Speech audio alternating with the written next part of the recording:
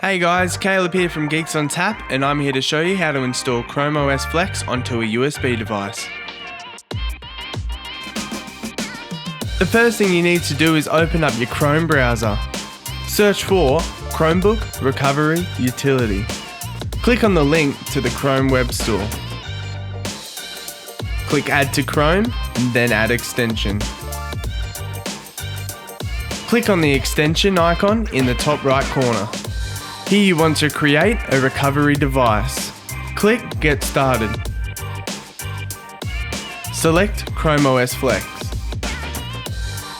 Select ChromeOS Flex, then click Continue.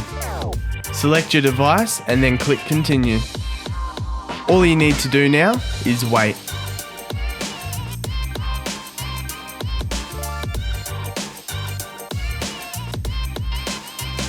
And that's how you install ChromeOS Flex on a USB device. For any further information, feel free to call 1300 885 489.